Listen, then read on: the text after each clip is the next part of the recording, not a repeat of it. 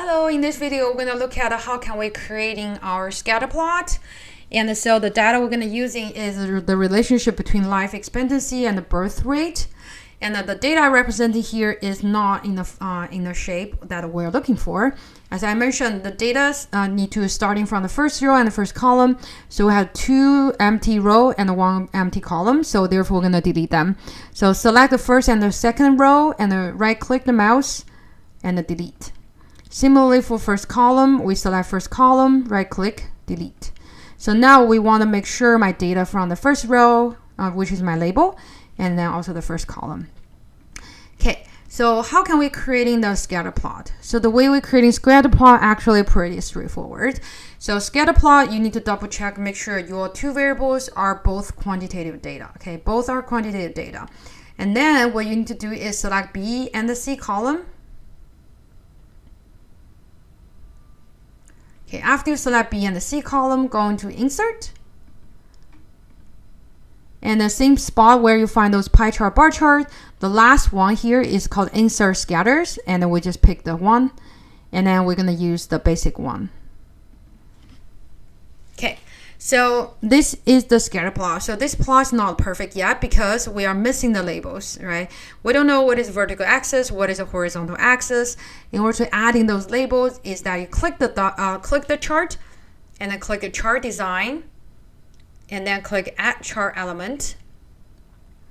And then going to call the axis title and then click primary horizontal. And then adding the chart element again, going to the axis title, primary vertical. Okay, after you do that, and we can start label them. Okay, so if you look at our vertical axis, so our vertical axis actually is our birth rate because the birth rate cannot reach to 80%, right? So this birth rate is a lower value.